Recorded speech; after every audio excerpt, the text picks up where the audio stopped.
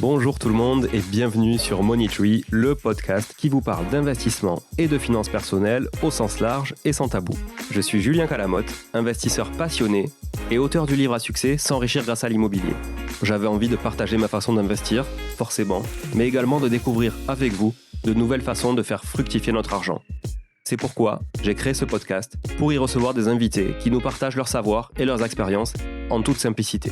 J'espère sincèrement que les échanges que je vais avoir avec l'invité du jour vont permettre d'enrichir vos connaissances autant que les miennes. Je vous souhaite une excellente écoute. Bonjour tout le monde, ravi de vous avoir encore une fois sur Money Tree aujourd'hui pour cet épisode dans lequel je reçois Adrien Giraud. Salut Adrien, Salut, comment tu ça vas? va? Ouais, Ouais, très bien cette nouvelle année. impeccable. Écoute, tu as raison de le préciser. C'est la nouvelle année, donc on souhaite encore une fois une bonne année à tout le monde, à tous les auditeurs qui nous écoutent. On espère que vous avez passé de bonnes fêtes. Ça allait de ton côté, Adrien? C'est bien passé? Ah bah écoute, super. Maintenant, je me prépare psychologiquement pour l'année 2023 qui, pour les investisseurs, risque d'être un peu mouvementée. Exactement, c'est vrai. On va pouvoir s'en parler d'ailleurs, hein, de ta vision des choses. Effectivement, toi qui investis quand même depuis pas mal d'années, ta vision des choses sur 2023, on s'en parlera tout à l'heure avec grand plaisir. En tout cas, Ouais, je suis content de te recevoir aujourd'hui sur le podcast. Alors, premièrement, parce que déjà, tu fais partie des auteurs que j'ai lus, de bouquins sur l'immobilier que j'ai lus. Donc, merci. on en parlera après, notamment sur tes deux ouvrages autour de l'immobilier. Tu fais partie aussi des gens dont je partage la vision des choses, ce qui est pas forcément commun, puisqu'on voit quand même beaucoup d'écoles à cash flow, etc., sur Internet et autres réseaux, et même dans les bouquins. Et c'est vrai que je trouve qu'on a un point commun là-dedans, c'est qu'on aime aussi le patrimoine et on aime créer du patrimoine Ouais. au-delà de générer du cash flow. On pourra s'en parler. Et puis aussi, t'es pas forcément très visible aussi sur tes interventions, podcasts, etc. et autres. Et donc, je suis très content de t'avoir et d'avoir un peu cette exclusivité, presque. C'est vrai que c'est un peu rare. Mon temps est toujours un peu compté aussi, mais ravi de partager. Enfin, en tout cas, je suis toujours prêt à donner des conseils. C'est vrai que souvent les gens n'osent pas demander ou poser des questions, alors que je pense que quand on est investisseur, on est toujours prêt à partager euh, plein d'astuces finalement. Enfin, il y a pas forcément de secret. Moi, je suis toujours open, donc je suis ravi d'être là en tout cas. Bon, ben, très bien. Écoute, je pense qu'on va partager pas mal de valeurs dans cet épisode, vu la teneur de ton parcours. Donc ça, c'est très chouette. Et transition toute faite, est-ce que tu peux, du coup, commencer par te présenter aux auditeurs qui ne te connaissent pas? Donc, j'ai bientôt 43 ans, j'habite à Nantes, j'ai 3 enfants, hem je suis investisseur depuis l'âge de 18 ans. Donc j'ai commencé, on va dire, relativement tôt, hein. Je sais pas si je connais très peu de personnes qui ont commencé à investir aussitôt. C'est très tôt, ouais. Bon, ça c'est une de mes grandes expressions, c'est: «Les chiens ne font pas des chats». Mes parents étaient investisseurs, donc je pense que ça pousse quand même pour que je le fasse. Enfin, à ce moment-là, ça a été mon premier investissement. Même tous mes copains me disaient: «Bah attends, ça n'a pas de sens». Donc j'ai commencé très tôt par une super OP qui vraiment m'a donné le déclic pour continuer. J'ai acheté une maison à rénover pour faire ma résidence principale que j'ai revendue et j'ai fait une grosse plus-value, enfin, qui était autour de 100 000 euros. Donc à 18 ans, on se dit, enfin, il y a un véritable déclic. Et suite à ça, vraiment, je me suis imprégné, parce que je connaissais vraiment peu l'investissement dans euh, tous les paramètres qui régissent tout ça. Et je me suis vraiment mis à fond dedans et j'ai investi non-stop d'ailleurs depuis, en faisant beaucoup d'erreurs parce que je m'étais pas mon point fort, on va dire, c'était pas la compta, fiscalité et tout ça. Alors qu'en fait, c'est un des points les plus intéressants, c'est vraiment quand on commence à investir, se dire attends, sous quel régime se fait ça, quels sont les impôts en face et tout ça. Mais je pense que je suis un passionné, enfin, c'est ce qui fait qu'on peut durer sur le long terme parce que l'immobilier, ça se fait pas, ça se fait pas sur, c'est vraiment des temps longs, on va dire. Ouais, c'est ça, ça demande pas mal, effectivement de résilience pour durer sur la longueur, quoi. Parce que oui, Ouais. oui, il suffit pas d'acheter un appart et de penser que ça va rouler tout seul et ça, je pense que tu es bien placé pour nous en parler, quoi. Bah, il y a des ajustements à faire.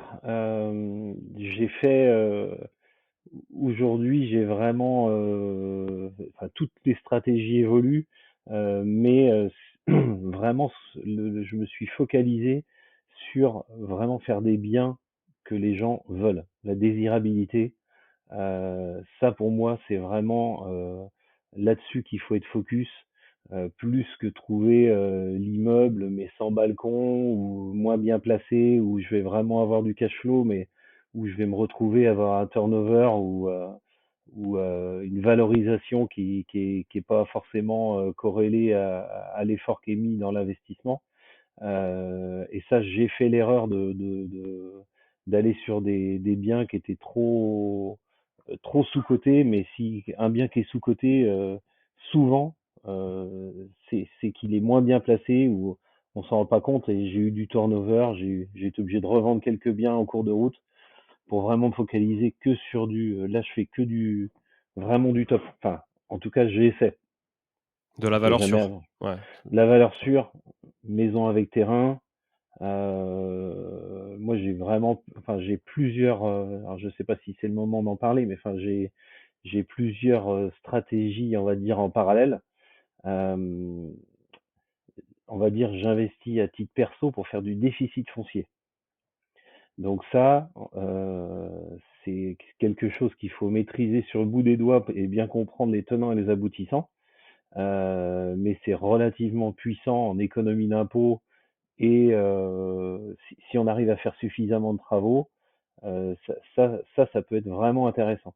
je Et pense tous que les c'est bien biens. qu'on s'y arrête avant que tu nous parles de tes autres stratégies qui sont complémentaires, du coup. Oui, Qu'on s'arrête sur cette stratégie sur laquelle tu as démarré, je pense, justement, c'est la première que tu as utilisée, du déficit foncier, rattaché notamment à la location nue, parce qu'on parle souvent de location meublée, oui. et là, du coup, on est carrément à l'opposé puisqu'on est dans du bail nu avec des conditions et cetera fiscales qui sont complètement différentes, quoi. Alors en fait, on peut gommer. Alors avec le déficit foncier, je donne les grandes lignes parce que c'est toujours un peu, on va dire à chacun de vraiment mieux approfondir après. Mais on peut gommer ses loyers en, en, en amortissant des travaux qui sont faits dans l'année. Ça veut dire, on a 10 000 euros de loyer, on fait 10 000 euros de travaux, on annule les loyers. Si on fait plus de travaux, c'est-à-dire si on peut déduire sur son revenu fiscal de référence 10 700 euros. Ça veut dire qu'on peut non seulement gommer ses loyers, mais en plus réduire son taux marginal d'imposition à hauteur de 10 700. C'est-à-dire quand on est dans une tranche autour de 40, ça fait tout de suite 4 000 euros de gagné. Donc on est vraiment, c'est plutôt intéressant. Là où le bas blesse, c'est vraiment où faut surveiller son fameux montant de travaux, parce que s'il y a une année où on n'en fait pas, on paye des impôts sur les loyers dans sa tranche marginale d'imposition. C'est ce qu'on appelle le cash squeeze, ce qui m'est arrivé, et c'est pour ça que maintenant je suis vraiment méfiant, parce que le déficit foncier, il faut vraiment partir du principe qu'il faut beaucoup de travaux. En rénovation. C'est-à-dire que s'il y a beaucoup de travaux, là c'est intéressant. Moi, quand je tombe sur un bien de ce type-là, typiquement une maison où il y a tout à refaire, là, j'ai acheté le dernier truc que j'ai rénové. J'ai dû faire 80 000 euros de travaux dans une maison que j'ai acheté 100 000 euros. OK. Là, c'est intéressant. Donc tout de suite, je sais que je vais faire du déficit foncier avec. Parce que j'ai besoin de redéduire au fur et à mesure sur les anciennes maisons que j'ai qui sont déjà amorties. Et là où le bas blesse, c'est quand la banque ne suit plus. Parce que il faut toujours réacheter une maison ou autre pour faire des travaux. Et on se retrouve, quand la banque ne veut plus prêter, à ne plus pouvoir faire de travaux parce qu'on n'a pas pu acheter. Et donc, c'est là où, dès que la mécanique s'arrête, où ça peut s'emballer et devenir assez toxique. Donc Parce que faut vraiment. tes 80, pardon, je te coupe, tes 80 000 € de travaux là, dont tu parles, par exemple, sur la dernière maison, eux, ils sont reportables pendant combien d'années, donc à concurrence de 10 700 par an? Alors, c'est l'année où tu payes les travaux, tu peux déduire les 10 700 de ton taux marginal d'imposition. Et le C'est-à-dire reste, tu peux le reporter? oui. Ouais, Et en fait, moi, en général, je m'arrange toujours, enfin, en même temps, je fais toujours des travaux, pour avoir les 10 700 tous les ans. toujours minimum Heu, chaque année. OK. voilà. Quitte à avoir, souvent j'ai des biens où je suis à cheval sur 2 années. C'est-à-dire que tu payes une facture en décembre, une facture en janvier, tu vas déduire 10 700, enfin, tes travaux plus 10 700 et les travaux et 10 700 l'année d'après. Et tout ce qui est en surplus, vient en déduction. Je crois que tu peux reporter ça, enfin, tu peux repousser ça sur une dizaine d'années, mais bon, ça va relativement vite. Enfin, moi, je sais plus combien il me faut par an, mais je crois que c'est 100 ou 120 000 de travaux, donc je sais plus exactement combien d'années je peux reporter, mais je me suis jamais posé là-dessus parce que je sais que moi, j'arrive juste à repousser d'un an, OK. OK, euh, OK. donc voilà. Après, la réflexion par rapport à ça, c'est peut-être un peu compliqué, mais pour moi, aujourd'hui, après des années de pratique et de réflexion, je pense que ce qui peut être vraiment top, c'est d'acheter un bien, rénover, purger le fameux déficit, et quand le locataire s'en va, ou s'arranger avec son locataire, pour après passer en meublé. Et là, tu as une optimisation maximum du bien. Après, on est sur un certain niveau. Enfin, faut vraiment comprendre la fiscalité, c'est ce que je disais. Faut déjà discuter avec le locataire. Faut avoir un peu les reins solides si jamais le locataire veut pas le faire en attendant. Mais par contre, fiscalement, on est sur, à titre perso, on est sur un truc qui est le plus intéressant. Parce que tu passes après sur le meublé, et là, ça coche des cases. T'as pas un engagement du coup de minimum d'années de Trois location? ans. 3 ans? OK. 3 ans pour le déficit. Donc En fait, quand tu fais des travaux, enfin, les 3 ans, c'est très très vite passé. ouais, c'est une période, triennale de bail quoi. En fait, c'est une Voilà. période de bail. Mmh. Donc après, si on s'entend bien avec ses locataires, on peut aussi dire, bah attends, je veux passer en meublé en expliquant pourquoi ça s'entend, ou au changement le faire. Mais ça, enfin, j'essaie de préconiser ça, même si c'est un peu plus compliqué à faire, parce qu'on sort après du processus d'être obligé de faire des travaux. Mmh mh. Parce que est-ce qu'il faut conseiller aux gens d'acheter 10, 15, 20 maisons? Enfin, est-ce que tout le monde est capable de le faire? Est-ce que tout le monde a envie de le faire? C'est un autre sujet, quoi. Oui, parce que ce que tu dis, pour essayer de mettre un peu des images dessus, c'est-à-dire que l'avantage quand tu vas passer en meublé après, contrairement à si tu restais en nu, c'est que tu peux passer ton bien en amortissement, chose que tu peux pas faire en nu, puisque donc tu es on parle de LMNP au réel, hein, on est d'accord, hein, enfin Ouais, de location au meublé au réel, et donc du coup cet amortissement va venir lui contribuer à réduire finalement la fiscalité sur ces loyers, ouais, on va dire pour contrebalancer le fait que tu puisses plus déduire ces 10 700 € par an, puisque du coup, tu es plus dans le déficit foncier, quoi. et ça permet éventuellement, enfin, on va dire un investisseur, classique, peut faire, 1, 2, 3, 4 maisons ou biens ou appartements. Ça permet aussi de dire: «Bah, j'arrête, heu, 4 ou 5 ans, j'ai un autre projet», et on n'a pas la fiscalité qui court, enfin voilà. C'est pour ça que je conseille pas toujours de faire ce que moi je mets en place. Vraiment, mon gros conseil, c'est de dire faut penser fiscalité, vraiment qu'est-ce que ça induit à chaque fois. Ça, il y a vraiment trop peu de gens qui s'intéressent à ça, mais c'est le nerf de la guerre. C'est vrai que quand tu es habitué à faire que du meublé, tu te poses pas trop la question. Mais dès qu'effectivement tu commences à racheter des biens, ou c'est en nu, ou que tu investis dans une maison, où effectivement c'est plus compliqué la location meublée de base, hein, après Mmh, ça se discute comme tu dis avec des locataires.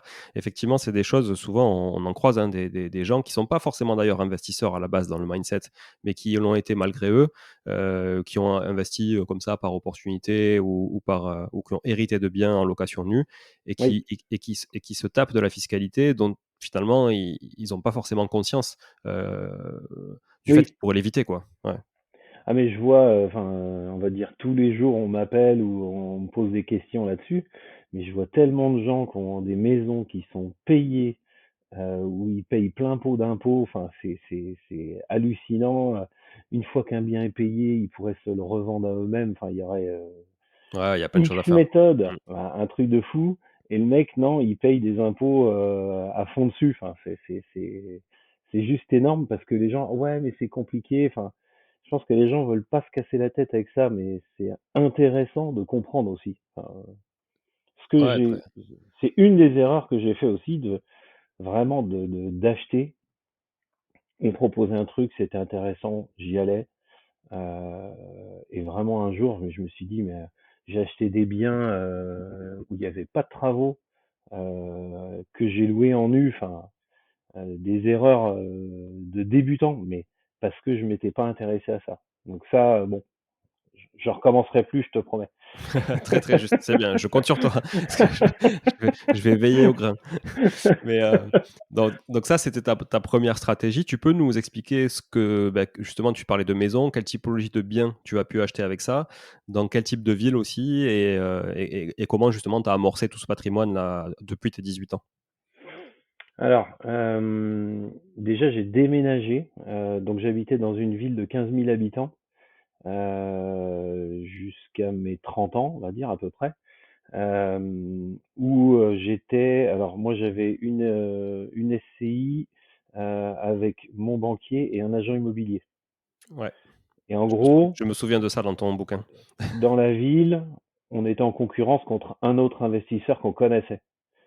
Donc on était un peu les rois du truc, c'est-à-dire s'il y avait un gros truc qui sortait, c'était lui ou nous. Donc même ça nous arrivait de nous appeler, de dire attends celui-là tu nous laisses ou Euh, sauf que c'était en fait patrimonialement, je crois que les prix de l'immobilier sont quasiment toujours identiques dans cette ville. Et euh, les aléas de la vie ont fait que j'ai déménagé à Nantes. Donc là où c'est vraiment différent sur plein de domaines. Mais en fait, comme j'habitais à Nantes, je me suis mis à investir à Nantes et beaucoup moins dans l'autre ville où j'étais. Euh, et là, j'ai compris aussi l'aspect patrimonial. Parce que Nantes, ça s'est valorisé. J'ai fait il y a 10 ans, il y a des choses que j'ai achetées. Enfin, euh, je sais plus, je crois que j'en parlais encore ce midi. On a acheté un studio 40 000 euros à Nantes.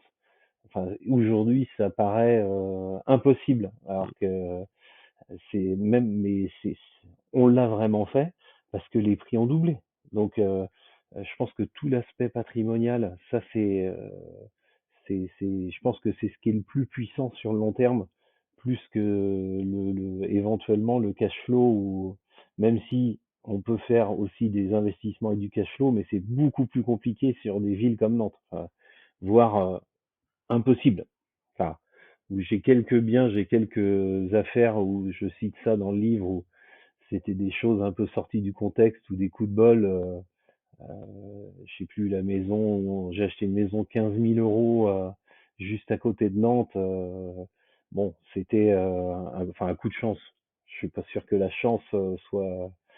J'ai proposé d'acheter un bien à un voisin d'une maison que j'étais déjà en train de rénover. Donc, comme j'étais là et le mec avait confiance, je pense qu'il a eu confiance et euh, voilà, il y a des affaires comme ça qui sortent. Mais nous, tout ce qu'on a mis en place sur Nantes, c'est j'essaie de trouver maison, terrain, on va dire à un quart d'heure autour, du périphérique nantais.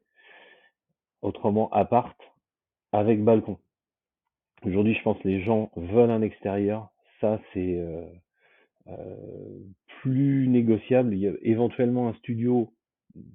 On peut éventuellement ne pas avoir de balcon sur un studio parce que c'est souvent étudiant ou jeune travailleur. Ça se loue. Mais autrement, moi, je loue le plus cher possible. Donc, il me faut absolument ce que tout le monde veut. C'est-à-dire, enfin, les gens veulent une terrasse, ils veulent vraiment ça. Donc, je me focalise vraiment là-dessus. Donc, ça, c'est un premier axe où on va dire tous les ans, j'achète une, deux maisons ou deux, trois apparts. Enfin, ça c'est un premier axe. Et après, j'investis dans des locaux commerciaux et locaux tertiaires. Donc ça, après, j'ai une holding qui donc détient une SCI où j'investis avec ma femme, où on a acheté beaucoup de biens locaux tertiaires, on a acheté des antennes téléphones, on investit dans enfin, ce genre d'investissement-là, c'est moins patrimonial. Par contre, ça se paye beaucoup plus vite. Enfin, tout ce qui est pro, c'est 15 ans. Donc ça, c'est aussi un avantage énorme. Et à 15 ans, tu arrives à, du coup, parce que je me rappelle d'un truc dans ton bouquin que je partage. Hein, toi, dans tes critères de recherche que tu recherchais par rapport à, on va dire, à la comparaison cash flow, tu cherchais un autofinancement sur 20 ans, si je Ouais, ne me dis pas de bêtises. C'est ce qu'il y avait écrit dans ton livre. sur tout ce qui est maison, tu peux. Locaux pro, tu peux pas emprunter sur 20 ans. Oui, mais du coup, est-ce que tu arrives à être en autofinancement à 15 ans sur des locaux pro? Ouais. Ouais. Alors de toute façon, c'est un peu le nerf de la guerre. Et là, j'ai changé un peu de stratégie, on va dire, depuis un an. Tout ce que j'achète en pro, je fais 6 mois de différé. Parce que, bon, aujourd'hui, je pense que enfin, j'ai fait le deuil on est obligé de mettre un apport. Hmm. Là, il n'y a plus trop le choix. Donc en fait, en faisant 6 mois de différé, la banque, bien souvent, est OK. On récupère 3 mois de caution plus 6 mois de différé. J'arrive quasiment à récupérer l'apport que je mets dans le bien. Donc ça fonctionne plutôt pas mal. Et même si j'ai un petit différentiel, euh, là le dernier truc que j'ai fait, c'est quoi? Je crois que c'est des bureaux. Euh, j'ai dû acheter 400 000 euros.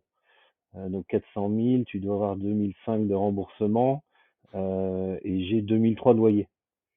En ayant touché tout le différé et la caution, tu as du cash sur ta SCI avant de manger tout ce que tu as en différentiel, avec l'augmentation des loyers qui arrive, en fait, tout ça, ça se gomme et ça se, ça se fait tout seul, en fait.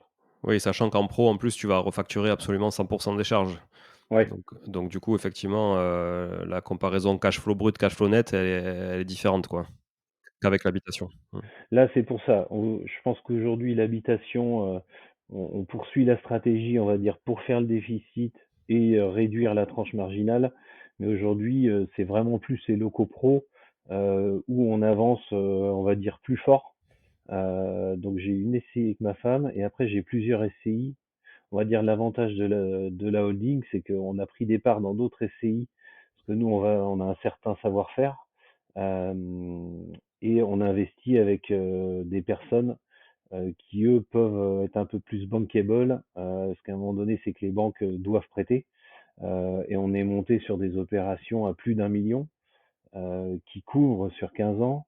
Là, les augmentations de loyer, euh, c'est de l'ordre de 3-4% cette année. Enfin, sur des loyers 5-6 000, c'est énorme. Enfin, Ouais, carrément, carrément. C'est l'avantage du local pro, effectivement. Et puis en face, tu as des pros, donc l'accueil d'une augmentation de loyer, c'est pas la même que sur un particulier qui est. le locataire paye tout, mais vraiment, enfin, Ouais, je pense que ceux qui savent, euh, euh, enfin, c'est énorme parce qu'il y a le fameux article 606. Donc un local pro, le propriétaire doit juste s'assurer que la structure tient. Donc ça, le propriétaire doit payer ces travaux-là, mais on va dire si le bâtiment est prêt à s'écrouler, ça paraît logique. La toiture, si elle est à refaire entièrement, c'est à la charge du propriétaire. Par contre, si jamais c'est uniquement l'entretien, une fuite ou tout ça, c'est aussi le locataire qui prend en charge. Donc des baux avec des grosses enseignes, c'est pour moi le truc rêvé parce que eux ils passaient en charge sur des grosses sociétés. Enfin, c'est un peu anecdotique pour eux et nous on est hyper sécure et ça m'intéresse vraiment. C'est plus les négos sur les durées, les durées de bail fermes et tout ça avec les. Il y a vraiment cette notion justement de signature, qui signe en face. Euh, et là, j'ai quelques gros deals en cours avec des enseignes nationales. un 9 ans ferme, ça veut dire qu'on est 9 ans avec le loyer de rentrée. Ça, Ouais. c'est révolutionnaire. Et même s'il veut partir avant, il te doit le loyer jusqu'au bout, donc il y a toujours Ouais. des négos qui sont faites, puisque compte tenu de la vacance locative que tu peux avoir aussi entre 2 locataires pro, qui est quand même souvent plus importante qu'entre 2 locataires, perso, ça peut compenser une partie, quoi. Alors c'est beaucoup, enfin, alors voilà, c'est plus compliqué. Là, on va dire la vacance entre les deux.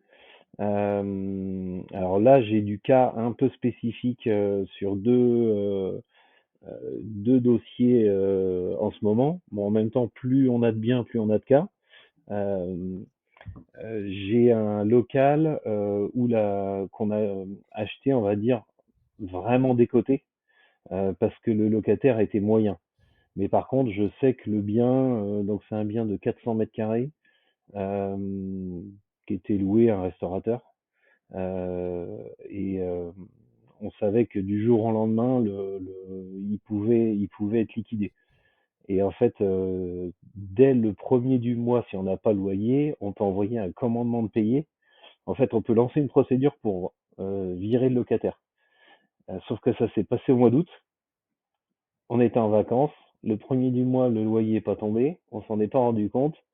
Et ça a été mis en liquidation entre les deux. Ah ouais. Et là, voilà. Donc là, on est dans du cas compliqué. Euh, et on se retrouve, là c'est arrivé en août, on est en janvier, c'est toujours pas, enfin on va dire on a fini de solutionner, mais pas forcément comme on voulait car ça a été mis dans les mains du liquidateur. Voilà, et puis le liquidateur, il a ses intérêts à lui d'abord, après il a les intérêts de quelques créanciers qui gueulent plus que les autres. Voilà, voilà. Et voilà, ouais, ouais, c'est toujours comme ça.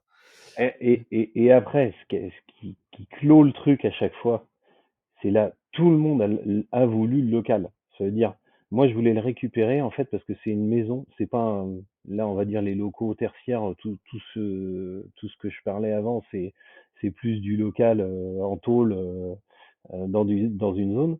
Là c'est dans Nantes et en fait je voulais récupérer le local pour revendre à la découpe parce qu'en fait c'est une maison qui a été transformée. Et là, j'ai pas pu. On a été un peu pieds et poings liés. On a reloué à quelqu'un d'autre. On a réussi à renégocier un peu le montant du loyer, mais on a été obligé de relouer. Bon, après, c'est que partie remise, mais moi, je voulais récupérer du cash pour réinvestir. Mais j'ai pas pu sur cette affaire-là. Parce que du coup, le liquidateur a trouvé un repreneur, c'est ça, du bail? Oui, Ouais, ouais. et ouais, du coup, il a repris le bail, OK. Bon, écoute, c'est quand même, une bonne chose aussi que le bail ait été repris, hein, malgré tout, hein. L'emplacement, Voilà. c'est Ça aide. Ah ouais, non, mais tu raison. Je partage totalement. L'emplacement, c'est pas que Stéphane Plaza qui peut le répéter 3 fois d'affilée, c'est la vérité.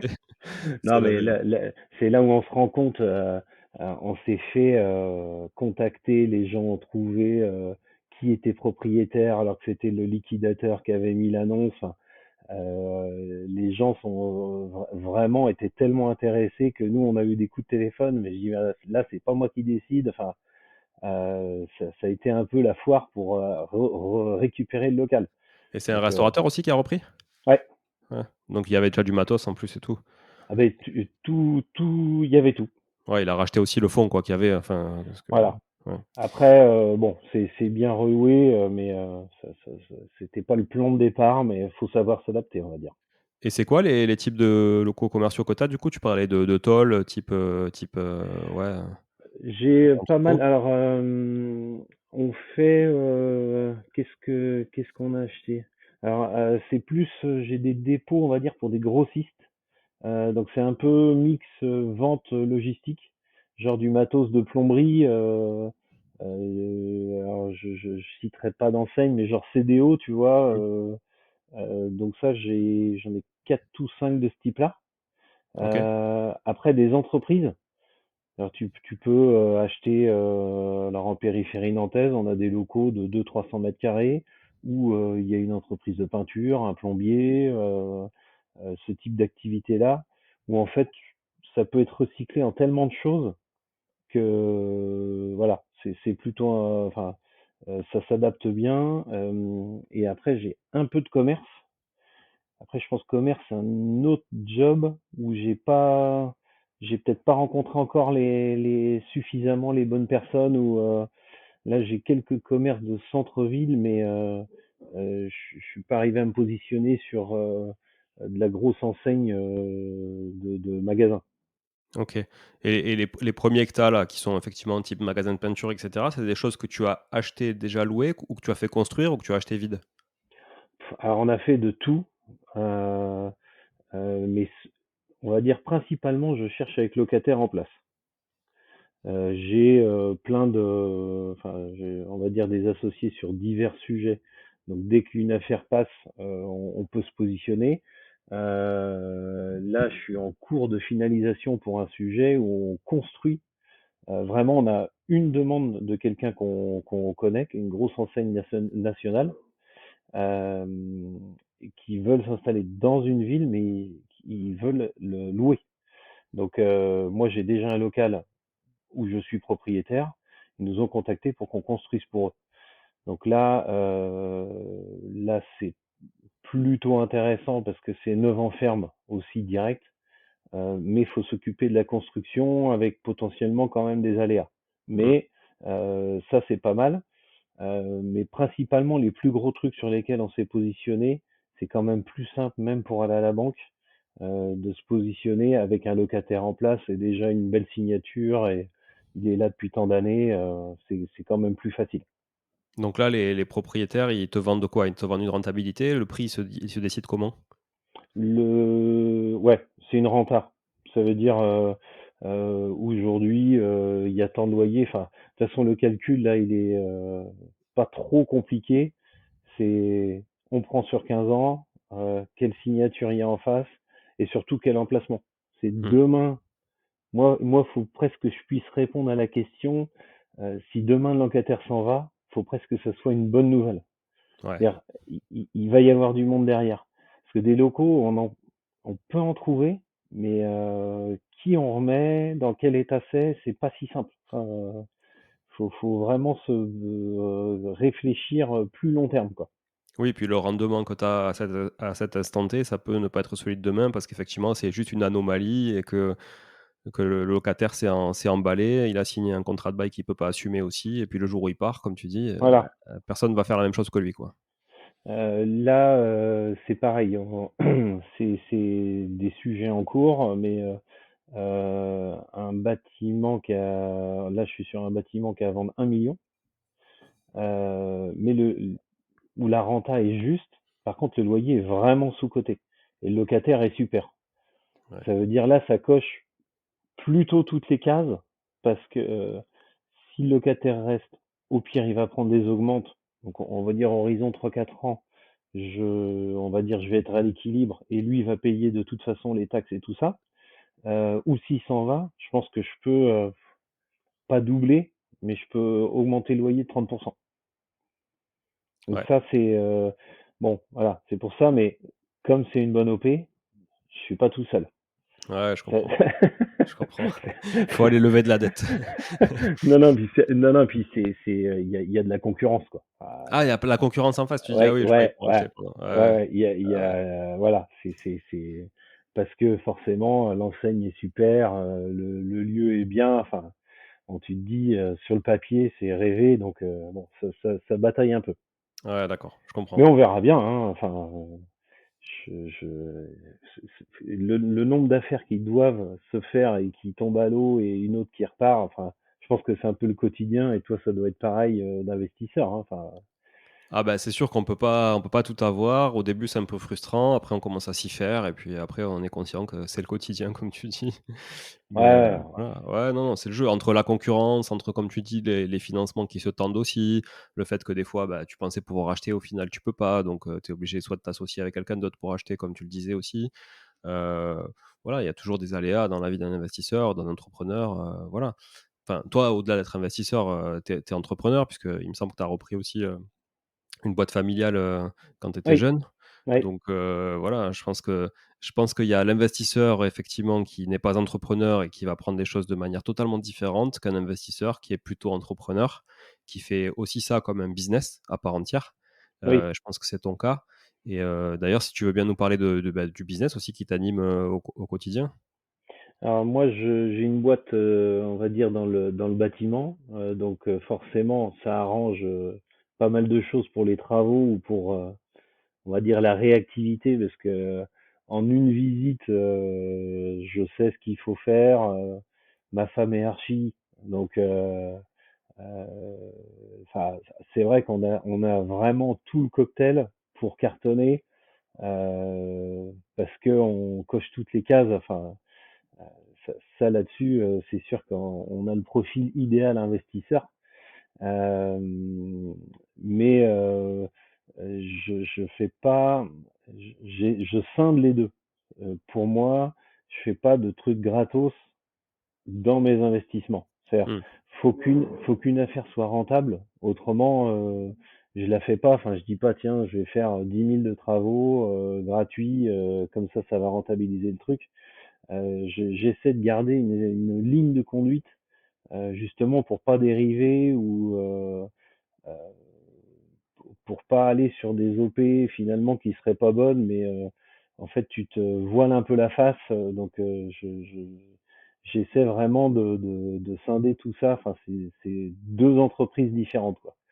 Même si c'est complémentaire, hein. Enfin, Non, mais carrément, ça c'est plus que complémentaire, ça c'est sûr. oui, Mais oui. après, je comprends que tu fasses la part des choses parce que d'ailleurs, à contrario, j'ai vu aussi beaucoup d'entrepreneurs qui achetaient des locaux avec une SCI pour créer un peu de patrimoine, qui du coup mettaient un loyer phénoménal pour bah, compenser le fait qu'ils avaient acheté des locaux chers ou des choses comme ça. Et en fait, ça appauvrissait la boîte, quoi. Même à l'inverse, tu vois.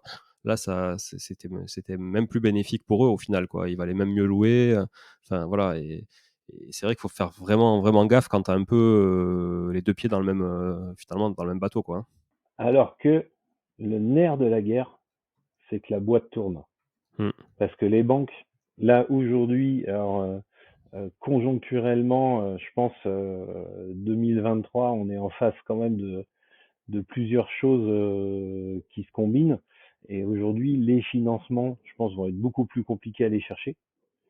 Donc la banque, elle regarde le dossier dans sa globalité, et ça, si la boîte tourne pas, je pense que les emprunts pour les OP à titre perso, ils suivront pas non plus, quoi. Enfin, parce que là, les taux, ça change quand même la donne au niveau investissement. Non, mais carrément, je suis tout à fait d'accord avec toi. Moi, j'ai déjà commencé à le ressentir effectivement depuis quelques mois. Ça se tend, ça peut se détendre un peu peut-être en début d'année, parce qu'effectivement en fin d'année, en plus, ils ont vraiment resserré quand même, en dehors des taux qui augmentent, ils ont quand même Mm. resserré aussi parce que bon, les objectifs étaient faits, etc. Donc c'est vrai que c'était plus simple aussi de laisser voir venir. Peut-être ça va se redébloquer en début d'année, mais ce qui est certain, c'est que ce sera beaucoup plus difficile. Donc du coup, il y aura moins de concurrence. Parce qu'on on Oui, revient à ce que tu disais tout à l'heure, il y aura aussi peut-être moins de concurrence. Les gens qui ont du cash vont être privilégiés, puisque forcément, dans les crises, c'est toujours ceux qui ont le plus de pognon qui s'en sortent le mieux, et oui, qui peuvent saisir les opportunités mieux que les autres. Donc ça, c'est certain. Oubliez le 110% sans apport avec 3 ans de différé et dans une ville de 3000 habitants. oui, Ça, oui, ça, ça c'est mort pour les banques. on peut faire le deuil. Voilà, ça c'est mort pour les banques, à moins vraiment d'avoir 0% d'endettement et d'être très très bon en, en pouvoir de conviction auprès de la banque. Ouais. Mais c'est vrai que non, non, je suis d'accord avec toi, 2023 va être un peu difficile. Malgré tout, il y a des opportunités qui vont se présenter, je pense, à tous les investisseurs qui seront sérieux et solides. C'est ce qu'on dit. Et donc, du coup, faut quand même pas lâcher l'affaire et rester alerte sur le sujet. Mais toi, tu le vois, toi, enfin, d'après ce que tu disais tout à l'heure, j'ai l'impression que, je crois l'avoir lu d'ailleurs aussi dans ton livre, je ne sais pas si c'est dans le premier ou dans le deuxième, mais euh, tu disais que tu commençais à t'associer, enfin que tu avais commencé à t'associer depuis quelques temps, alors quelques Ouais, années, je pense, parce que justement, ça commençait à bloquer en termes, j'imagine, d'endettement, d'encours global aussi, parce qu'au bout d'un ouais. moment, il y a trop de pognon sur, enfin trop d'encours sur une même tête, hein. Moi, je vis à peu près la même chose, donc voilà, je pense parler un peu pour tous les deux, mais est-ce que tu peux nous expliquer justement comment tu as structuré tout ça? Tu parlais de SCI, est-ce que tu as des SAS aussi? Comment tu structures tout ça avec tes associés? Alors déjà, je pense pour en revenir avant à la conjoncture, moi je suis toujours d'un naturel optimiste. Euh, pour moi, les taux qui remontent, ça, ça inquiète tellement de monde qu'en fait, oui, voilà, ça va réduire la concurrence. Après, le nerf de la guerre, c'est vraiment avoir les emprunts et aussi que les vendeurs comprennent que les prix doivent descendre. Et aujourd'hui, on n'est pas encore au moment où, et ça pour moi, réellement, je pense que septembre qui vient sera peut-être, on arrivera peut-être à ce fameux point de bascule où les prix commenceront peut-être à redescendre, même si ça sera pas forcément des mauvais emplacements ou quoi que ce soit, hein, mais c'est que là, avec un taux, alors, après, jusqu'à combien vont monter les taux, ça c'est l'autre débat. Pour moi, ça ne montera pas non plus de façon exponentielle parce que le plus gros endetté, c'est l'État. Donc, je pense Mmh. qu'il risque de sonner la fin de la partie, même si soi-disant ils décident rien. Je pense qu'à un moment, ils vont dire stop parce que eux ne pourront plus payer. Enfin, nous d'ailleurs. Donc, est-ce que ça passera les 4%? Je sais pas. Mais par contre, c'est sûr que l'activité elle va ralentir. D'où les opportunités pour les gens qui savent lever des fonds. Parce que moi aujourd'hui, on me propose une OP, je propose le prix en face par rapport au remboursement. C'est-à-dire, typiquement un bâtiment pro à 1 million, à 1 million, je vais peut-être perdre 1000 euros de potentiel loyer entre un taux à 1% et un taux à 4%. Mais à la limite, je proposerais 900 000 ou 850. Ouais, bah, ouais. Et puis Mmh. si ça passe pas, ça passe pas. C'est aujourd'hui, est-ce que les gens sont prêts à descendre? Mmh. Toi, c'est comme ça que tu vas compenser effectivement ça, oui, oui, c'est ça qui va caler, in fine les prix du marché, hein, finalement, si tout le monde fait comme ça. Ouais, Mmh. voilà. Et je pense que les gens sont pas encore prêts. Alors, dans les zones dynamiques, forcément, les prix vont moins vite baisser. Ça, c'est sûr. Donc, pour la structure, donc oui, moi, j'ai une holding avec mon épouse. Et en fait, via ma holding, euh, je, je fais alors, je fais divers investissements. Donc, on a une SCI à l'IS. Ça, c'est un SCI Et familial à vous? voilà, Ouais, voilà. Et après, suivant les cas, j'ai plusieurs SCI avec plusieurs associés différents. OK. Alors, après, c'est suivant les opérations, on y va avec tel et tel associé. Après, il y a des SCI où on a de la trésor. Là, il y en a une où on a vendu un bien parce que on louait et le locataire voulait absolument acheter. On a rentré 150 000 de cash. On l'a laissé dedans. Du coup, avec 150 000, tu relèves 1 million Mmh mh. tout de suite. Donc, une opportunité se propose en face. Euh, Forcément, je la redirige là parce que on a de la trésor qui est prête à faire feu. Donc Bien ça, sûr. c'est voilà. Il est sur plusieurs sociétés. Après, suivant les cas, on oriente d'un côté ou l'autre, mais c'est pas forcément. Il n'y a rien d'écrit à l'avance, quoi. Et tu n'as que des SCI du coup, hein, ou pas de SAS, par exemple, pour qui détiennent de l'immobilier? Non. OK. On a une SC. C'est quoi une SC?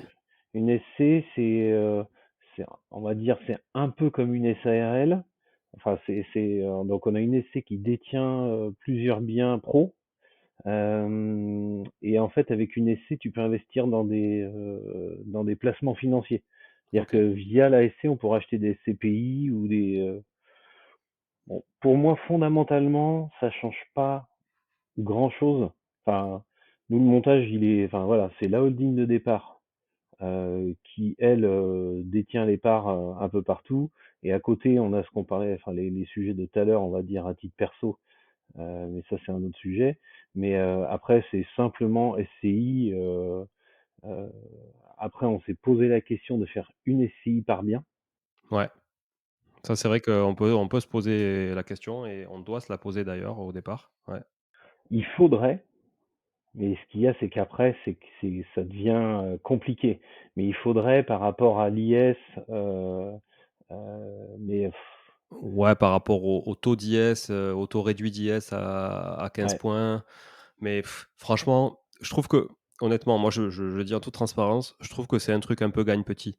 Parce que, quand tu commences à avoir beaucoup de patrimoine avec beaucoup de biens, tu vois, qui régénèrent quand même des loyers sur une SCI, Franchement, si c'est les 10 points de différence d'IS, qui posent un problème sur 30 000 balles, c'est enfin, tu vois? Je veux dire, je Ouais. pense que le projet, le sujet, il est pas là. Après, c'est sûr, si tu as effectivement, 2-3 biens, et que, tu optimises à fond, 3 SCI plutôt que d'en avoir qu'une, voilà. Mais là, je pense qu'au point où tu en es, à mon avis, je Non, sais pas. nous, c'est une SCI, on va dire, par associé. Ouais, Heu, voilà. le comptable, au départ, nous dit: «Tiens, ça serait peut-être pas mal». J'ai dit: «Ouais, mais enfin, c'est qu'on n'en finit plus». Alors c'est presque drôle, mais j'en ai marre de choisir des noms de SCI. Ouais, Rien que pour c'est ça. vrai que c'est chiant.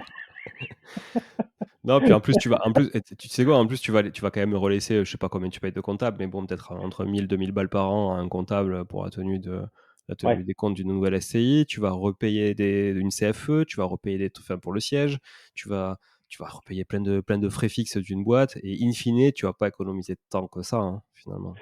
Bon, après ça, alors évidemment, le comptable avait calculé que c'était intéressant, mais bon, lui, je pense qu'il avait quand même Ah bah, un petit tic. lui et lui, il a son intérêt aussi, c'est certain.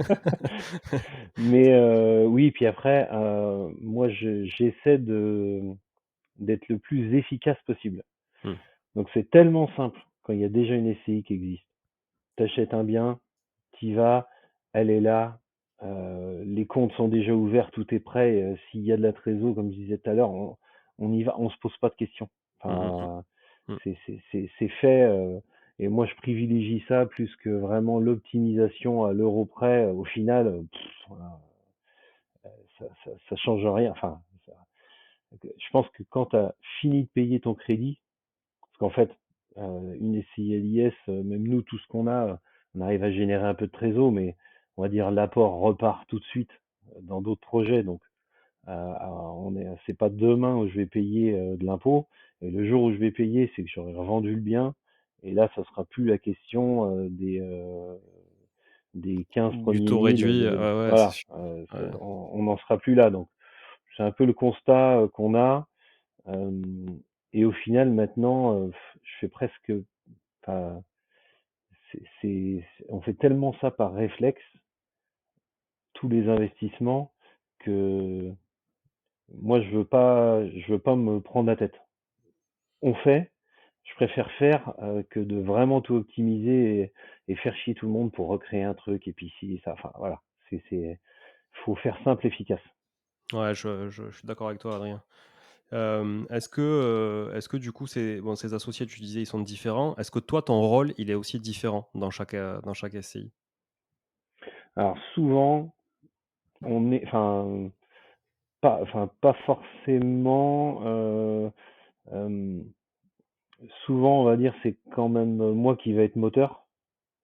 Il y a, après, j'ai un associé qui, lui, amène des affaires avec qui je travaille. Donc, lui peut aussi emmener, enfin, on a une SCI où c'est plus lui qui va emmener les affaires. OK. Euh, mais souvent, c'est moi qui vais être moteur. Après, c'est plus des opportunités d'investissement, et surtout, c'est pour vraiment lever des fonds. Ouais, ouais, je comprends. Mais Donc c'est souvent, plutôt je des drive, investisseurs passifs, quoi. je préfère driver parce qu'on sait faire et enfin, on confie pas forcément le suivi.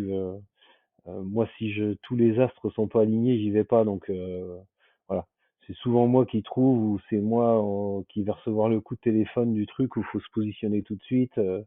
Même souvent, c'est moi qui fais l'offre en mon nom parce qu'on n'a pas le temps de réfléchir et on réfléchit après, quoi. Donc, après, j'ai des SCI où on gère pas la compta, tout ça, parce que c'est un autre associé qui s'en occupe. Mais fondamentalement, oui, on a à peu près toujours le même rôle dans le truc. C'est moi qui OK. suis un peu l'instigateur ou c'est moi qui négocie le projet. OK, et toi, du coup, comment vous gérez la ventilation du capital? Vous la gérez parce qu'il y en a qui apportent de l'argent, du coup, et qui apportent des fonds propres pour aller lever de la dette. Toi, tu apportes plutôt du temps. Comment vous arrivez à calibrer tout ça? Alors, moi déjà, de principe, ce que je fais, si on est trois, on fait 33% chacun. Peu Je importe, mets qui met quoi en fonds propres? Ouais, parce que si on fait un truc tous les deux, je te file 20% parce que j'ai mis 40 000 balles Hmm. dans la SCI, à un moment donné, tu es inférieur. T'es pas, je pense que il va se passer, il y a un phénomène où on se dit, bah non, moi je suis minoritaire dans le truc, on n'est pas à part égale, enfin voilà. Pour éviter ce ressentiment, je me pose pas de questions à dire, on fait tel et tel pourcentage. En général, je fais vraiment, il y en a où on est 2, 3, 4. Bah, si c'est 4, c'est 25 et c'est C'est tout. équilibré, quoi. Ouais. Je me pose vraiment pas de questions là-dessus. On essaie d'éviter ça vraiment tout de suite. Après, celui qui apporte des fonds, c'est celui qui était incapable de trouver une affaire. Hmm. Donc, lui, il apporte des fonds en disant, bah voilà, c'est ma contribution. Après, c'est pas la peine de compter sur moi pour le reste. Ouais. Donc, je pense que ceux qui emmènent des fonds sont contents de le faire parce que ils n'auraient jamais pu avoir accès à ce type d'affaires. Donc, quand c'est comme ça, ça roule. Après, le sujet du moment, c'est comme on gère pas mal de choses et que c'est ma femme, on va dire, qui est un peu à la gestion quotidienne. C'est est-ce qu'il faut qu'on facture quelque chose ou comment on fait? Parce qu'on a un temps fou à passer. Enfin, on y passe du temps parce qu'on gère vraiment au quotidien le truc. Enfin, on prend pas d'agence pour gérer parce que pour moi, euh, on sait mieux le faire. C'est des gros investissements, donc un locataire qui te lâche 70 000 par an, tu peux pas enfin, faut le soigner ou s'il appelle, faut s'en occuper tout de suite. Mais c'est un peu compliqué à calculer combien de temps passer, est-ce qu'il faut prendre un pourcentage. Enfin, voilà, je suis en train de réfléchir à ça en ce moment. Euh, et d'ailleurs, toi, sur ton agence, je sais pas comment vous gérez ces sujets-là ou quelle est l'approche, toi, quand tu as un investisseur qui veut que tu lui fasses du clé en main, toi, comment tu vois les choses? Comment tu fais? Alors il y a plus nous, il y a plusieurs prestats de services, en fait, sur les investisseurs, hein. C'est vrai qu'un investisseur qui vient nous voir et qui veut un truc clé en main, bah, nous, on va s'occuper absolument de tout, mais on va lui facturer des honoraires. Donc finalement, lui, il va nous payer en honoraires et nous, ça nous permet d'être complètement objectifs par rapport à son projet, tu vois? Parce que, je sais pas, admettons, je prends un exemple, j'ai un client. Alors nous, on fait toute une analyse déjà pré-patrimoniale, hein, quand même, avec le client, et cetera. On va assez loin comme un CGP, un conseiller en gestion de patrimoine, pour y aller. Ouais, Donc on fait une bonne introspection de ses finances personnelles, son rapport à l'argent, et cetera, et à partir de là, on va définir un horizon d'investissement et des objectifs d'investissement qui vraiment correspondent à lui, à son couple éventuellement, à sa famille, et cetera. Et à partir de là, on a défini des hypothèses d'investissement avec des rendements plus ou moins différents ou une rentabilité à moyen long terme différente selon les objectifs. Et puis, on va se mettre en chasse d'un bien et on va gérer les travaux s'il y a des travaux à gérer, donc mettre en concurrence les artisans éventuellement, enfin toujours même, et puis aller jusqu'à l'ameublement et la déco pour lui livrer vraiment le truc clé en main. Et après, on propose aussi évidemment de la gestion locative qu'on fait à la manière d'un investisseur et pas à la manière d'une agence oui, traditionnelle. C'est-à-dire qu'on a l'habitude de gérer des locataires pour nous. On a l'habitude aussi que les locataires nous contactent le week-end et le soir. Donc, si tu veux, on n'a pas une hotline qui est ouverte de 10h à 17h et fermée entre midi et 2. Voilà, oui. c'est pas voilà, c'est pas l'état d'esprit. L'état d'esprit, c'est proposons des services dont on se servirait nous-mêmes, quoi. Voilà. Et c'est vrai que moi, j'ai jamais fait gérer, pour être très franc, j'ai jamais fait gérer des biens locatifs qui nous appartenaient à des tiers, parce que comme toi, je trouve qu'il n'y avait pas forcément de valeur ajoutée. Par contre, il y a des gens qui sont quand même obligés de le faire, ceux qui habitent notamment loin, qui Oui. n'habitent pas sur place. Et pour eux, ben, nous, aujourd'hui, on veut proposer cette offre de gestion locative qui correspond à quelque chose qui est attendu par des investisseurs et qui apporte vraiment une vraie valeur, quoi. Parce que si c'est juste pour transférer des appels ou dire bah, votre locataire il veut que vous fassiez ça, bon, il n'y a pas vraiment d'intérêt, quoi. Voilà. Euh, Moi aujourd'hui, oui, je pense de ce que moi je vois, pour un pourcentage de 4-5%, envoyer les loyers et envoyer une boîte plein pot quand il y a des travaux à faire. Mmh Pour mh. moi, vraiment, c'est du pognon foutu en l'air. Et même, je pense, le rendu vis-à-vis du locataire, il est nul. Euh, enfin, ça me paraît. C'est juste Enfin, être un passe-plat, en fait, tu vois? voilà. Et c'est tout. Y a pas y a rien, y a rien. Et pour moi, les emmerdes, je pense, avec ce type de gestion-là, quand il y en a une, c'est le proprio qui est obligé de la gérer. Enfin, Mmh. le ponctuellement, il va gérer, mais enfin, ça, voilà. Donc moi, je préfère qu'on gère nous. Bon, déjà, on fait quand même un gain, et c'est vraiment géré au quotidien. Enfin, les gens ont quelqu'un, s'il faut réagir, on réagit, mais euh, on sait bouger quand faut bouger, et en fait, faut qu'on puisse croiser tout le monde dans la rue. Ça, c'est Exactement, aussi, voilà. exactement. Ah mais ça là, tu prêches un convaincu. Pensons toujours long terme. En fait, tu te rends compte dans la vie, mais c'est quand tu avances dans la vie, évidemment, quand tu as 20 ans, tu t'en rends moins compte. Quand tu avances dans la vie, souvent, tu te rends compte que tu revois des personnes que tu as pas vues depuis 10 ans, 15 ans et cetera, qui aujourd'hui peuvent t'apporter des choses, ou toi tu peux leur apporter des choses. Tu avais même pas idée, il y a 10 ans auparavant, que ça pouvait être le cas, quoi. Et ça, Ouais, franchement, c'est voilà. Et si tu as déconné 10 ans auparavant, le mec, il s'en souvient 10 ans après. Et ouais, pas que lui, tout son entourage aussi à qui il a raconté l'histoire, et cetera. Non, ça, je suis d'accord avec toi. Il faut être intègre, honnête avec les gens, quitte à louper des affaires, quitte à gagner moins d'argent, à court terme, quitte à faire des concessions. Mais putain, ouais, c'est clair que c'est quand même le long terme, c'est la base du business, quoi. Là, j'ai acheté un bien il y a 4 5 mois. C'était une agence immobilière, enfin une agent immo qui était proprio du bien, à qui j'avais acheté quelque chose il y a 10 ans. Ah ouais, On était trois quatre sur le truc. J'ai dit, mais on s'est déjà vu quelque part. Ah oui, oui, oui, attends, telle maison et tout. J'ai dit, bah, est-ce que tu te souviens d'une emmerde avec moi? Bah non. Bon bah voilà, voilà. c'est pour Allez. moi alors. Bon allez, c'est bon. Et en fait, ça s'est fait comme ça en se tapant dans la main, mais Ouais, ouais, euh, elle me dit bah oui, je me souviens, ça avait été carré. Vous avez tenu parole. Et je crois que j'avais acheté le bien sans le visiter. ouais, Tellement c'était pas cher, j'ai dit je te fais une offre au prix et je viens visiter après si t'es pas. Elle m'a dit mais c'est fou. J'ai dit mais je viens, ok, c'est bon, on y va. Et ça l'avait un peu marqué, et j'ai réussi à avoir le bien parce que j'étais fiable. Et en fait, moi, tout mon fondement, c'est c'est c'est la fiabilité.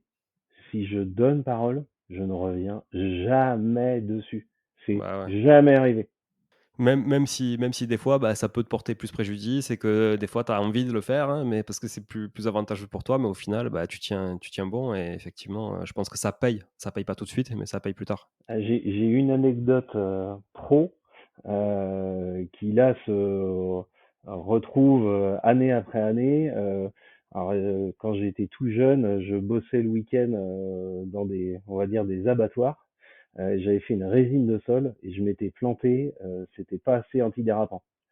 Le lundi, les mecs arrivent pour bosser dedans, ça glisse, genre 3 chutes avant 10 heures du mat. Oh putain. Le client m'appelle, viens voir, ça glisse. J'arrive, je me casse la gueule. Je dis bon, euh, effectivement, c'est sûr, t'as raison. Je dis je reviens le week-end prochain, je refais. Il me dit mais attends, il y en a pour une blinde, mais à l'époque on a été une toute petite boîte. Enfin, je dis mais c'est une question de principe. J'ai tort. Ouais, Point. Je reviens même pas sur le sujet. Je viens, je refais. Point barre. ouais, ouais, Depuis cette boîte-là, les locaux, avant, ça faisait peut-être 500-600 mètres carrés, là, ça doit faire 15 000. Tout ce qu'ils font depuis cette année-là, c'est moi avec qui toi. fais tout. Ouais, ouais, Tout le monde est dessus en disant, bah tiens, il y a un chantier qui sort là-bas. Je dis, alors, ça me fait rire, parce que je sais que c'est moi qui vais le faire. Et le mec, c'est toujours le même gars qui a la négo, il dit, bah, eux, quand ça foire, ils refont. ouais, bah, ouais, Donc, voilà. Et en fait, faut tenir parole. Enfin, faut être réglo. Même les locataires, ça arrive qu'il y a des merdes. Ben, d'avance, on va dire, attends, ce mois-ci, on te donne ton loyer. S'il faut, là, on a une chaudière qui est tombée en panne pendant les vacances de Noël, donc ça a été compliqué parce que pour dépanner en plein congé, le locataire était pas là. Enfin, il dit, attends, ce mois-ci, laisse tomber. Mais les, au prochain changement de locataire, en fait, les bons biens se passent de copain en copain. Ils vont dire, bah tiens, on a directement quelqu'un à proposer, on n'aura même pas forcément besoin de faire visiter. Enfin, voilà, c'est toute cette spirale-là qu'il faut réussir à mettre en place, et c'est très compliqué. Enfin, ça se fait sur des années, quoi. Bah, ça se fait sur des années parce qu'en fait, tu ne le prouves que par justement le temps et ta capacité justement à être comme tu es sur une durée assez longue. Parce que c'est facile de l'être pendant une soirée, mais c'est très difficile de l'être sur des années. Et effectivement, c'est le temps qui aide à ça. Donc, bah, c'est super d'échanger avec des gens qui ont de l'expérience comme toi, justement, pour qui nous prouvent qu'effectivement, faire ce genre de concessions, faire ce genre d'efforts, savoir dire non, mais tout en étant aussi ouvert à justement dire oui, j'accepte, j'ai déconné, je refais. Bah, franchement, ça nous prouve que ça ne peut être que bénéfique que pour le business ou l'immobilier, quoi. Ça, c'est chouette. Après, par contre, c'est vrai qu'aujourd'hui, il y a quand même je pense qu'aujourd'hui, les jeunes investisseurs ont un peu une vision faussée. Euh, En fait, l'immobilier, le problème, c'est que c'est long. Euh, Faudrait le mettre en place le plus tôt possible, mais après, c'est vraiment des temps longs, ou alors faudrait faire plusieurs investissements et faire un arbitrage. Enfin, avant vraiment d'en vivre, c'est vraiment des grandes durées. Après, on crée de l'argent en mettant juste un apport, ou même on a fait X emprunts sans apport. Enfin, donc c'est énorme en enrichissement. Enfin, aujourd'hui, il n'y a pas d'autres méthodes aussi impressionnantes, mais ça peut pas se faire en 6 mois, quoi. Il y a pas. Ou alors faut faire de la LCD. Ouais, et encore, et encore, et encore. Ça reste une stratégie court terme parce que les législations peuvent évoluer. Enfin voilà, tu vois. Nous à Toulouse, par exemple, là, ils sont en train de mettre en place la loi de compensation. Donc, va aller acheter un local commercial en centre-ville de Toulouse pour le transformer en habitation. T'as compris? Enfin, tu vois, Ouais, c'est pour compenser un truc sur de la courte durée où tu vas en plus laisser du pognon à une conciergerie. Donc finalement, la rentabilité, enfin le rendement, in fine, il n'est pas si exceptionnel que ça. Enfin, tu vois, ça, je pense, ça. Voilà, la LCD, j'en reviens aussi parce que franchement, enfin moi on en a 6 en LCD là actuellement. Tu vois, je me dis, bon, je sais pas combien de temps ça va durer en fait. J'en profite ah tant que je oui, peux profiter, mais je sais pas combien de temps ça va durer. Et si ça dure pas, il faut que ce 6-là, il soit quand même viable en location longue durée. Et je trouve qu'il y a beaucoup d'investisseurs aussi, c'est pas ce que tu disais, mais je trouve qu'il y a beaucoup d'investisseurs aussi qui se voilent un peu la face, tu vois, sur les rendements avec ça et qui achètent des biens parce que c'est rentable en courte durée. Mais ça l'est pas du tout en longue durée, oui, finalement. Et c'est là où ils peuvent quand même se planter parce que ça peut faire très très mal. Hein, parce que la différence, pour le coup, effectivement, entre une longue durée, un rendement longue durée et un rendement courte durée, il est quand même assez important sur le papier. oui, Donc c'est oui. vrai que quand tu perds ce gap, ça peut faire très très mal si tu es un peu ric-rac au niveau de ta trésor, quoi.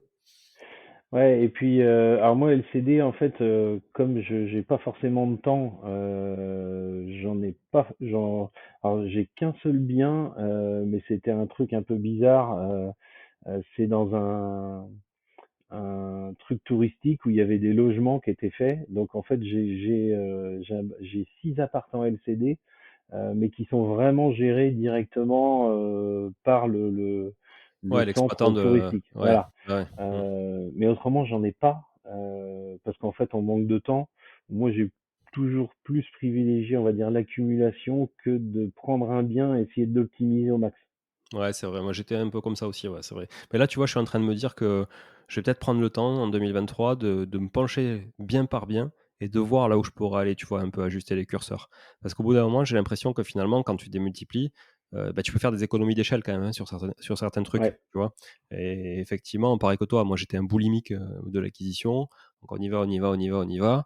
Et là, je me dis, bon, peut-être passe un peu de temps quand même à optimiser, tu vois.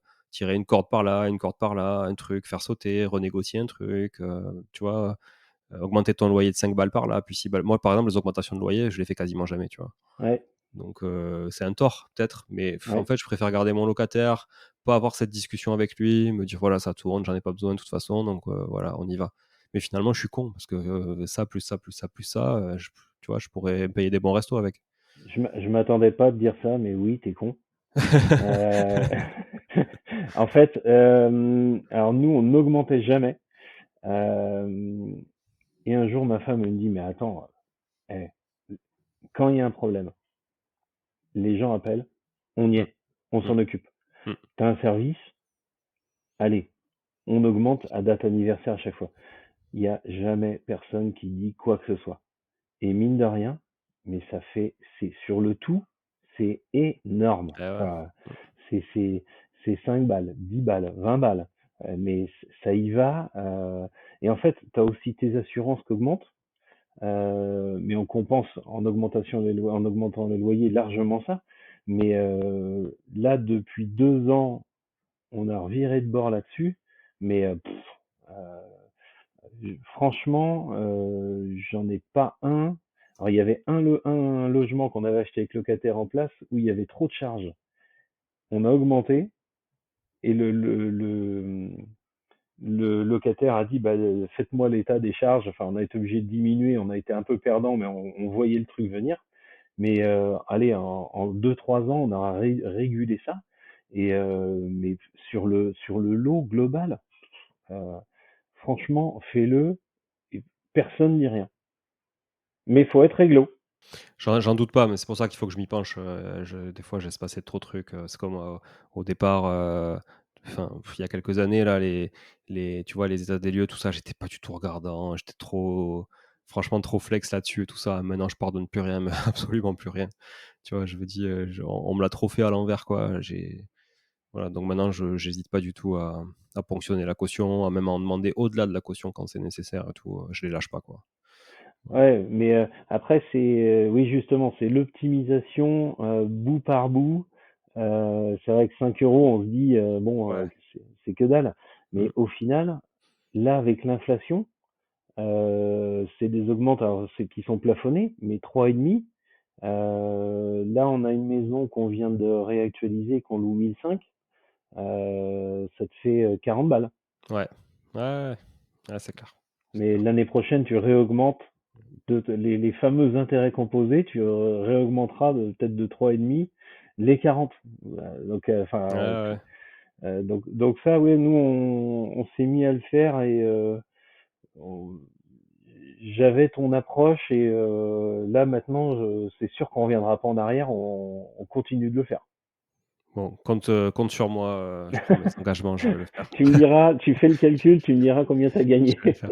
Bon, après, j'avoue, j'ai beaucoup de logements meublés, principalement d'ailleurs, et du coup, ça tourne quand même souvent. Donc finalement, mon loyer, il augmente. C'est difficile de faire ça à chaque changement de locataire, parce que sinon, au bout d'un moment, parce que nous, on loue déjà très cher. Donc si Oui, tu veux, tu passes vite en dehors du marché, quoi, quand tu fais ça trop en dehors. Donc quand le locataire il est dedans, bah, tu peux le faire parce que lui, il fait pas trop la comparaison avec le marché. Par contre, quand c'est une annonce qui est sur le Bon Coin, c'est un peu plus difficile, tu vois, de le faire à chaque fois. Donc c'est vrai que j'ai jamais. Enfin, en fait, moi, c'est très rare qu'un locataire il reste plus de 2 ans, tu vois. Donc c'est vrai que, bon, au pire, oui, je l'aurais augmenté une fois, mais après, est-ce que je vais remettre quand même le loyer à ce prix-là? Je sais pas, parce que le marché, lui, il aura pas pricé tout ça, en fait, sur les nouvelles annonces ouais. sur le Bon Coin, tu vois? Donc c'est toujours délicat de trouver l'équilibre, en fait. Et puis ça te fait des loyers un peu bâtards, en plus, tu vois? C'est un peu, des virgules machin et tout, donc sur le Bon Coin, c'est pas très propre. Donc soit tu arrondis au-dessus, soit tu arrondis au-dessous, quoi. Mes parents ont un locataire depuis plus de 30 ans. 30 ans, putain. Ah Ça, ouais, c'est beau. ça, c'est Ils ont bien, ouais. déjà revendu le bien à eux-mêmes 2 fois. Ah ouais. Bon, ça, c'est l'anecdote, mais c'est impressionnant. Ah ouais. Moi, j'avais aidé mon père à finir le logement, mais le locataire est dedans depuis 30 ans parce il y avait un garage et il avait voulu stocker des trucs dedans. Ah ouais. Donc, il y a toujours les trucs dedans. Je crois que je sais pas s'il a réouvert le garage depuis qu'il est arrivé, le locataire, je sais pas ce qu'il a fait. Mais en fait, il bouge pas parce qu'il a du stock dans le garage et il est dans la baraque depuis 30 ans. Royal, Donc royal, ça c'est beau, ça c'est de la belle anecdote qui royal. va bien ça. Ouais. Bon, Qui par fait contre, du bien. tu sais que tu peux refaire toute la maison quand tu pars. Mais Non, parce que le non? mec il bricole, il fait des Ah ouais? travaux en plus. Ah putain. Bon, je pense qu'il va falloir quand même Ouais. changer le carrelage, hein, parce qu'à Non, mon mais avis, au ça va pire, pas dépasser. 30 ans, s'il faut, voilà, Ouais, tu refais tout, ouais, voilà. ouais, Mais quand même, il y a moi, j'ai plusieurs biens. Alors, je pense qu'en nu, tu as sûrement, des locations plus longue durée. c'est sûr, c'est sûr. Moi, j'ai des gens qui sont dans les maisons depuis 10 12 ans, hein. Donc quand même, tu te dis: «Eh, c'est, et les gens, enfin, on a de bonnes relations, c'est leur maison, quoi. Putain, C'est ils t'ont payé la moitié du crédit sur 20 ans, quoi. La moitié et du capital sur 20 ans. quand tu le croises, elle dit: «Ah ben, un jour, je vais l'acheter, hein». Je fais: «Ouais, mais on en rediscute quand tu veux». Et en fait, les gens, il y a une catégorie de gens qui n'achèteront jamais, et est-ce que c'est bien ou pas bien?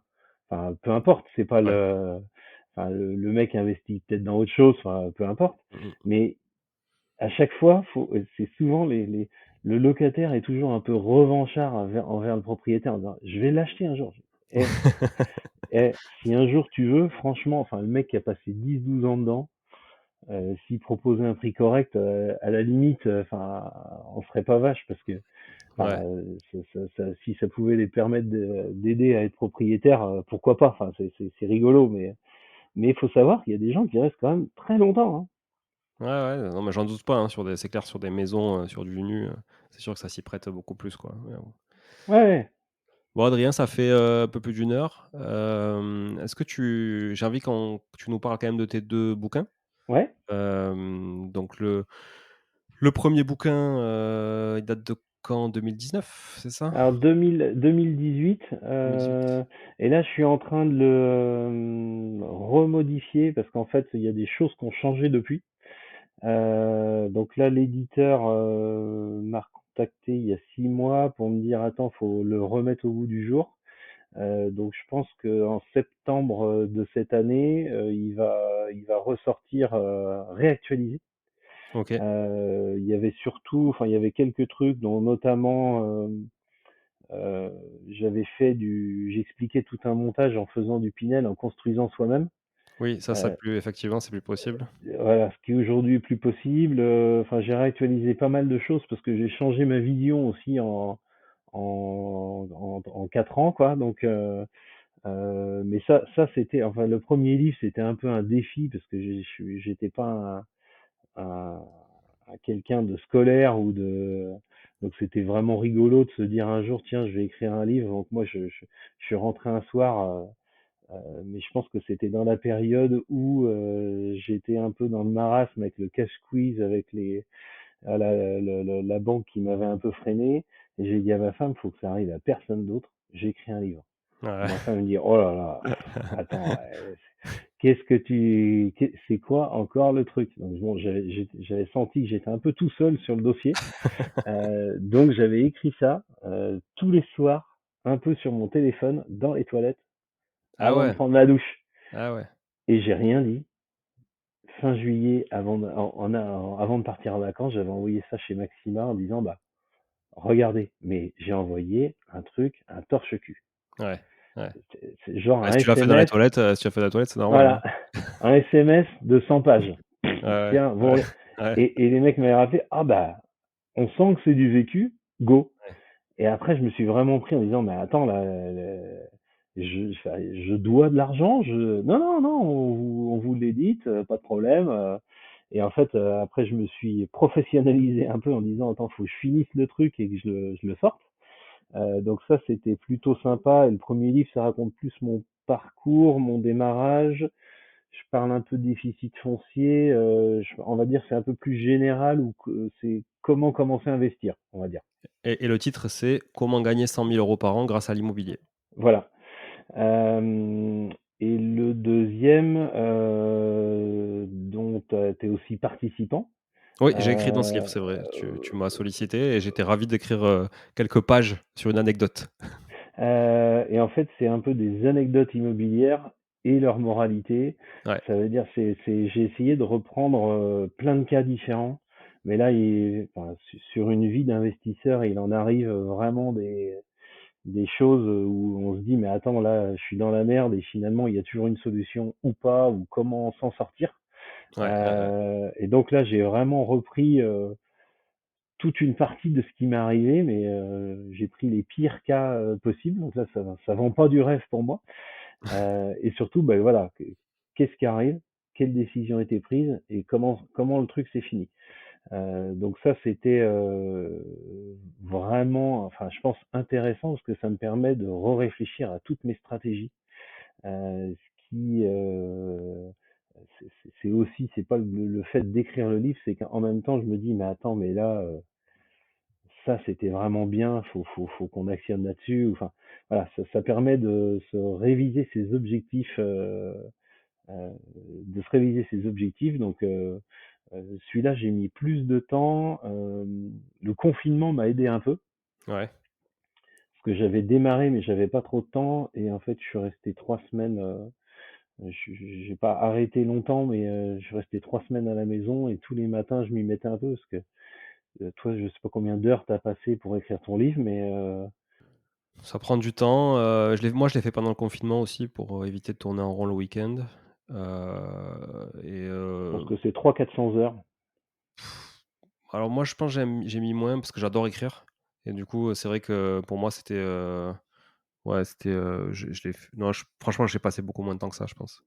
Mais j'ai passé peut-être plus de temps à le relire qu'à l'écrire. Ah oui, bah après, tu relis. Ah ouais, parce que putain, tu le relis, tu le relis, tu le relis, tu le relis, puis il y a toujours en plus, moi, je suis un maniaque de la langue française. Du coup, tu as toujours une putain de faute qui traîne, et même quand tu l'as édité, tu as encore un truc qui traîne que tu pas vu alors que tu l'as relu 15 fois et que tu l'as fait relire à 10 000 personnes. Il faut trouver. Moi, j'ai toujours. Enfin, en fait, on a des processus, mais moi, j'ai à chaque fois, en fait, je commence à écrire, mais presque la première demi-heure, et au bout d'une demi-heure, j'ai non, ça va pas. Presque, je réeffaçais tout, et après, Ah ouais. c'était parti. Et c'était pour le deuxième. Je suis parti à Chicago, et je dis à ma femme, on se connaît plus. 10 heures. Je crois qu'il y avait 10 heures ou 9 ou 10 heures de vol. Ouais. 10 heures, mais il y avait un mec qui était assis à côté de moi, il dit, mais vous allez bien? Ah ouais. Ouais. Là, je viens de foutre en l'air ma première demi-heure comme d'hab. Maintenant, j'ai 10 heures pour envoyer. Ah Le, ouais, le mec, il a pas lâché jusqu'à l'atterrissage. Tu finis. Et là, mais quand je suis lancé, en fait, là, on pourrait parler 10 heures, quoi. Enfin, ah ouais, c'est c'est vrai c'est- ça. c'est- c'est tellement une passion que. Mais il faut trouver du temps. C'est ça le plus compliqué. Exactement, exactement. Et ça permet de réfléchir aux stratégies. Et ce deuxième livre, il s'appelle «Comment gagner grâce à l'immobilier locatif». Voilà. C'est ça. Ouais. Et donc vous trouverez effectivement, des anecdotes dont parlait Adrien, puis vous trouverez aussi des anecdotes de Alison Junglin, de mémoire, de Nicolas Oui. Moalik, qui est passé d'ailleurs sur le podcast, au tout début, donc dans les premiers épisodes, vous pourrez le retrouver. On avait fait un épisode sympa sur, la retraite silencieuse et la colocation. Alison aussi, j'ai reçu sur le podcast il y a quelques semaines, donc vous pouvez, je sais plus le numéro de l'épisode, mais vous pouvez la retrouver. Qui avait écrit aussi dans ton Gilles livre? Grimm. Gilles Grimm, le père fondateur de l'immobilier en France. Voilà, qui est quand même un personnage. Je l'ai eu au téléphone. Là, faut être prêt. Hein, Ouais, non, non, mais en même temps, ça reflète le bonhomme. ouais, ouais, Hyper carré. Ok, ça. Enfin, voilà. ouais, Je ouais, pense c'est qu'en vrai. affaires, je sais plus, j'ai regardé une vidéo de lui l'autre jour sur YouTube où il achète un appart en direct. Ça m'a vraiment rappelé le coup de téléphone que Ah j'ai eu oui, je avec l'ai lui, vu quoi. cette vidéo. Je l'ai vu cette vidéo. L'agent immobilier se fait violer, quoi. Ouais, ouais. Le chèque, tu le prends, il est dans ta main, on est d'accord? Allez, go, Ouais, vas-y. ouais.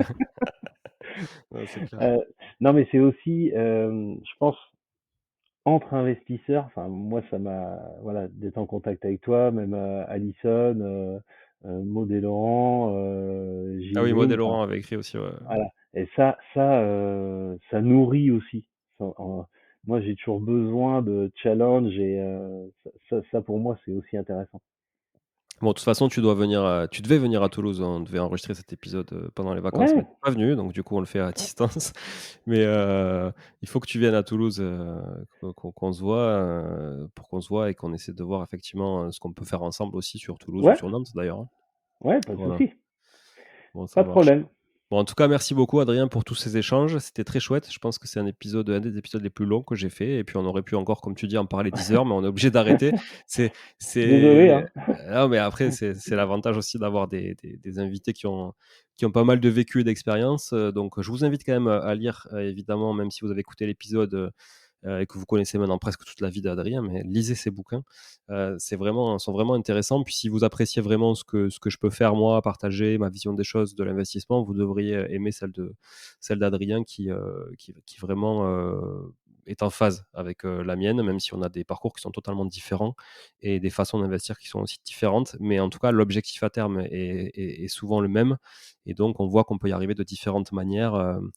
Que ce soit à Nantes, à Toulouse, à Paris, enfin à Paris c'est plus compliqué, mais peu importe, en tout cas, peu importe où on se trouve. Fiabilité. Ouais, exactement. Fiabilité et passion. Voilà, passion, fiabilité, intégrité, c'est important, rester intègre, rester sincère, honnête, voilà, et tout se passera bien. Je vous remercie encore à tous d'être à l'écoute. On est de plus en plus nombreux sur le podcast, donc c'est très chouette. On est encore très très loin de mes autres amis podcasteurs en termes d'écoute, hein. On est très loin de Paco que je salue, de Jérémy, on est très loin encore plus loin de Mathieu Stéphanie, mais on n'en démord pas, on arrivera peut-être à leur genou, allez, soyons ambitieux, sur 2023. Donc tout ça, c'est grâce à vous en tout cas, et pas grâce à moi. Donc merci de continuer de partager tout ça et de laisser des avis un peu partout. Adrien, merci encore à toi. Bonne Grand année merci. 2023. On va se croiser sur Toulouse. Tu vas venir nous voir. Pas de Et puis souci. si tu viens pas, je viendrai te voir à Nantes. Voilà. Je t'accueillerai avec plaisir. Allez, à bientôt. Salut. Ciao, À ciao. bientôt. Bon, si vous êtes là, c'est que vous avez écouté jusqu'au bout et a priori, l'épisode vous a plu. Si c'est bien le cas, n'hésitez pas à le partager autour de vous.